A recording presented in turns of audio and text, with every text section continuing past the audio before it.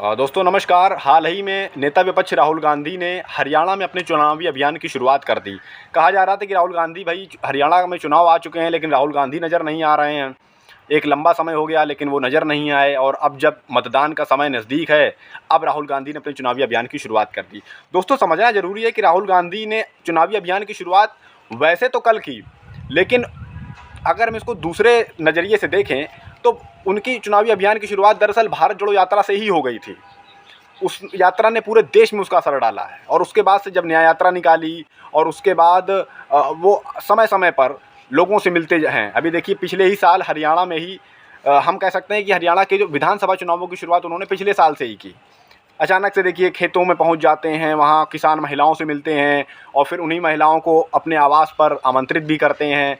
तो इस तरह से स्थानीय लोगों से मिलते जुलते जो है उनके अभियान की शुरुआत हो जाती है। और उसके बाद पहलवानों को देखिए कांग्रेस में शामिल कराया जाता है। पहलवान देखिए शामिल हो जाते हैं। हरियाणा के लोगों में उन पहलवानों की अच्छी लोकप्रियता भी बताई जाती है। तो ऐसे में वो अभियान हम वैसे तो तारीख के हिसाब से, कागज़ के हिसाब से तो उसकी अभियान की शुरुआत कल हुई, लेकिन एक सिस्टमेटिक वे में एक बहुत ही पुरानी ये योजना थी। और ये देखिए अभी हाल ही में राहुल गांधी जो हैं वो विदेश गए, एक शख्स के परिवार वालों से मिलते हैं। वो शख्स विदेश में घायल हो जाता है और उसके परिवार वाले यहाँ चिंतित होते हैं, और चिंता दो वजह से होती है। पहला वो घायल है, और दूसरा वो वहाँ भी अमेरिका में भी परेशान है, बहुत अच्छी उसकी स्थिति नहीं है रोज़गार की। और तीसरी सबसे बड़ी चीज़ कि वो अपने घर वालों से मिल नहीं पाएगा एक लंबे समय तक। उसके बच्चे जो हैं परेशान हैं, और इसी को पूरा एक इमोशनल वाक़या जो है राहुल गांधी ने कल अपनी रैली में बताया। उन्होंने अपने भाषण की शुरुआत ही उस पूरे इमोशनल घटनाक्रम से की, इसे हम राजनीतिक में इमोशनल कार्ड कहते हैं। दोस्तों राहुल गांधी ने इमोशनल कार्ड खेल दिया है। अक्सर ये कार्ड प्रधानमंत्री मोदी जी खेलते हुए दिखाई देते हैं, लेकिन अब ये कार्ड राहुल गांधी ने खेला है, बहुत ही सोची समझी नीति के तहत। पहले वो अमेरिका जाते हैं, वहाँ उस शख्स से मिलते हैं।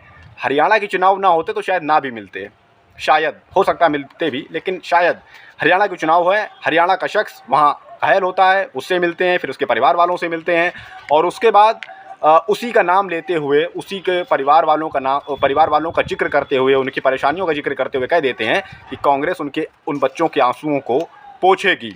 बहुत इमोशनल, लगभग 3 से 4 मिनट उन्होंने शुरुआत में उस घटनाक्रम का शायद 5-6 मिनट तक उन्होंने जिक्र किया था, और कह सकते हैं कि बहुत ही इमोशनल वो पूरा जो घटनाक्रम है उसको सुनाया और इमोशनल कार्ड खेला है। राजनीति में इमोशनल कार्ड बहुत ही सक्सेस माना जाता है। दोस्तों प्रधानमंत्री जी के इमोशनल कार्ड बहुत सफल हुए हैं ये भी जग जाहिर है।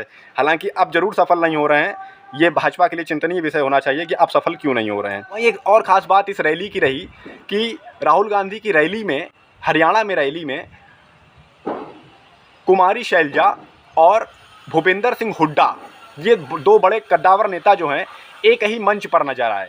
यानी जो आपसी गुटबाजी की जो खबरें सामने आ रही थी कांग्रेस में, उस पर कहीं ना कहीं लगाम लगाते हुए, उसको रोकते हुए नजर आए राहुल गांधी, कि कुमारी शैलजा और भूपेंद्र सिंह हुड्डा एक ही मंच पर नजर आए। दोनों ने भाषण भी दिए हैं राहुल गांधी से पहले, और राहुल गांधी ने अपने भाषण में भी कहा कि हरियाणा में सबकी सरकार बनेगी। ये बड़ा मैसेज दे गया। सबकी सरकार मतलब किसी एक दल की, किसी एक परिवार की या किसी एक गुट की सरकार नहीं बनेगी, सबकी सरकार बनेगी। यानी सभी नेताओं का उसमें भागीदारी होगी, सभी लोगों की उसमें भागीदारी होगी, चाहे जनता हो चाहे नेता हो, सभी की उसमें भागीदारी होगी। ये भी एक बड़ा संदेश है कि भाई आपसी गुटबाजी जो है उसको रोकने में भी राहुल गांधी कहीं ना कहीं कामयाब नज़र आए हैं। अब हालांकि इसका परिणाम क्या नज़र आएगा, अगर कांग्रेस 60 से कम सीटें जीती, 50-60 जीती या 40-50 जीती, या अगर बहुमत से चूक गई, तो भाई साहब ये गुटबाजी जो है ना, ये बहुत बड़ा रीजन नज़र आएगा। जैसा कि मध्य प्रदेश में भी नज़र आया था, दिग्विजय और कमलनाथ के बीच जो गुटबाजी हुई थी। समझना ज़रूरी है, गुटबाजी पर भी राहुल गांधी ने यहाँ लगाम लगाई है।